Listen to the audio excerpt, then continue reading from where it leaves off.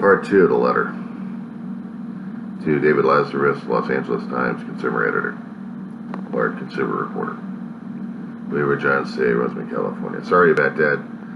I managed to hit the wrong button on that one. Not alive or awake yet this morning. It's only about 6:53 in the morning. It's Sunday morning. I'm still getting adjusted to the new time slot. It's November 7th, 2021.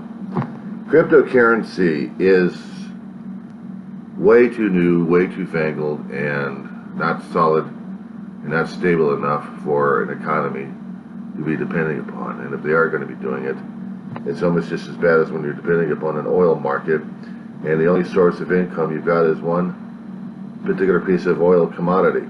Oh no, didn't I just say that? And when the market gets flooded, when the market gets unstable, your whole economy gets tanked. Anybody remember what happened to Venezuela? I mean, we're still keeping track of that country and its civil upheaval. Hardly anybody says anything about it anymore. Nobody covers it anymore. Is it still a valid country? Do they still have a valid democracy going on at this point over here? Do they still have a civil war going on? But they're dependent upon everything on a oil-based market. Putting it into a local perspective, my own county of Kern and my town depends upon Kern's revenue at this point, and they're depending upon mostly on oil revenue. Kern County, you know, is right above L.A. County, and if you have been following them, you know how screwed up they are. I'm living in it for the past, about a decade, and I can already tell you, yeah, it is screwed up. I much prefer L.A. County. I'm an L.A. County boy, born and raised. But even born and raised, I can understand one thing. Give me 1 second.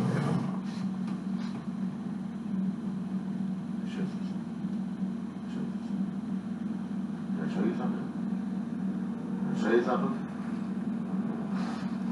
Nice, lovely pieces of paperwork that we have to deal with. Ooh, what do I have here? I have a promissory note. Dave? Please, in your worldly experience of financial affairs, can you understand and identify this particular piece of document here? Can you?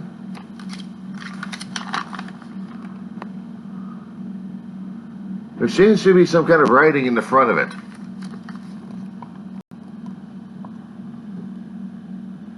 Can you understand that? Okay, so can somebody tell me how much worth is this piece of paper here?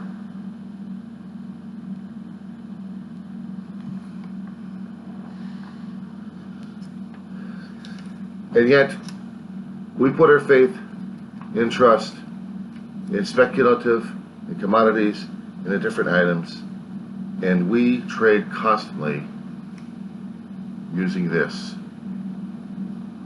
using pieces of paper with currency on them. We even have metal,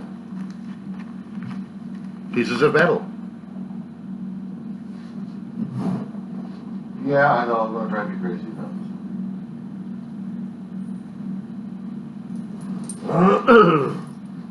Not going to do an entire show and tell, but can you identify this?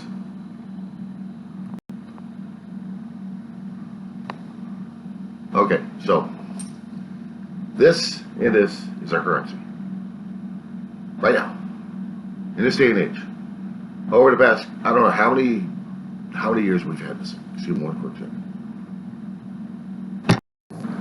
Sorry about that. I'm dealing with weird stuff in the atmosphere. I am dealing with congestive breathing here,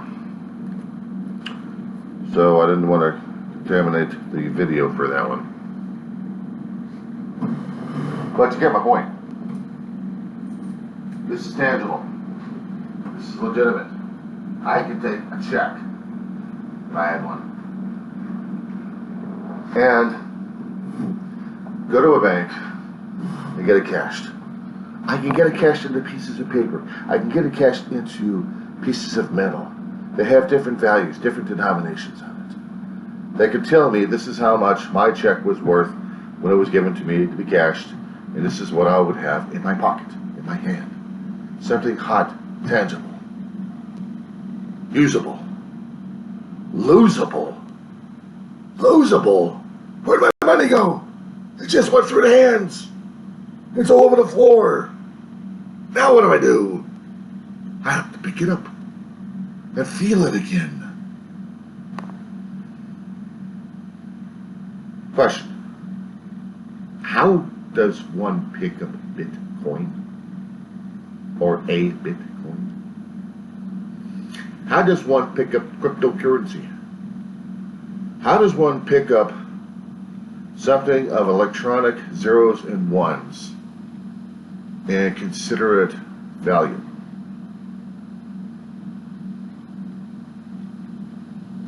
As I said before, I'm old world. I mean, commodity trading is one thing. As long as we have the volatility and the values that we're putting on our commodities, and also hopefully under stable markets to continue to trade. Different countries have their own forms of currency that we try to value, we recognize, and we try to equate it with one way or another way so we can get the best value out of it if we're going to be trading into it. Now, me and Economics 101 sucks, okay? Stock market can be worse. I never kept up with this stuff. It was never a big thing for me growing up. Long story. Too many videos about my poor life. YouTube channel about to kill me anyway. What the hell? But this is in a response to what the crypto situation is, and if you want to talk to your lovely people over at KTLA, tell them this. If they think it's so hot regarding cryptocurrency, equate it with oil revenues, equate it with Venezuela. Several years ago, when I got into Antelope Valley Community College, as a freshman and as an old fart, I didn't take Economics 101, and I should have. I took Political Science 101, and then I took other political science classes to understand situations happening, to understand the world around me, the political processes. But even in the political processes, understanding those and how they work also gave me a little bit of insight on how the economies work as well, based on faith and trust in everyone else's marketable status and what they have to market, what they have to present, what they can do for horse trading at this point over here, back and forth. I don't understand how electronic currency, like cryptocurrency and Bitcoin, is so volatile and so deadly. That maybe, in a way, it is the same thing to our own, dependent upon the paper representation and metal representation. That the values that we're still trading upon are just as relevant when we're doing the old-fashioned way as compared to the new way. I'm a rookie at this. I know it's based upon market availability and everything else concerning about it. It's just, I hate to say it, but I'm terrified of the new ways that happen these days. I'm one of the old schools. The funny part about our way of growing up here, Dave, computer systems came out. When the computer gaming came out, I was one of those young kids drooling like crazy over to Atari Pong. They had other game systems my family could not afford. But I'd go to arcades and I'd blow money on those. When it came down for a portable computer, it was the Commodore 64. Nice machine for playing a few games, but programming, I couldn't figure the damn thing out for the life of me. I had to take a computer programming class with a teacher named Kaufmel over at L.A. Unified School District. That scared the hell out of me. He was definitely into the old school of Fortran and COBOL training, and then trying to teach BASIC to students. That got to me as well, because it was a different type of math, different type of logic, and my head wasn't definitely wrapped around that damn thing. Much to the fact I'm looking at Bitcoin the same way. It's new territory until I get processed and eased into it and programmed into it. I mean, I had to learn how to do line per programming. My mother takes me in a few years later to do some keying and processing on her computers. The more I got involved with the computer work of just operating these monsters and operating systems over here, the more comfortable I became with them. Excuse me, sorry. But this Bitcoin situation is a different thing altogether. Not like an operating system I could try getting into. Not like a new smartphone I can actually worm my way through, or Windows 10 coming up, and I have to figure out how to work with that damn thing.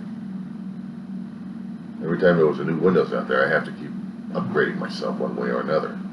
I have to embrace the new technology like the old forts have to do these days. Do I have any positive feedback concerning about cryptocurrency? No. I'm sorry. Maybe we've gotten into the 50 years of the future right now, where everything is slowed on credit. Wait a second. Wait. I did say credit, didn't I? Science fiction shows and books were telling us about different forms of payment in different ways, including credit. Now you look at your credit card and you look at your ATM card at the magnetic strips. How many times have those damn things been counterfeited and copied left and right? And not to mention reloaded with somebody else's information, and there goes your information left and right. So how do we know that this cryptocurrency is the most safest, economical, most viable form of financing event there? We got two dummy mayors saying that they believe in it because they're going to have their first 3 paychecks done in Bitcoin. I'm like, say goodbye to it. That's one thing we're dealing with, the electronic zeros and ones, transferring of funds in the digital realm from bank to bank to bank. Therefore adding value to whatever paper and pieces of metal that we're still using these days. I still hold value in that, but I also hold value in a damn ATM card as well. Credit? I'm screwed on that one. But this is my take concerning about the Bitcoin situation. If you want my supporting advice for Bitcoin, that's it. Case closed. Try and have a good one. I know it's a long bit of rambling, but I like talking with you.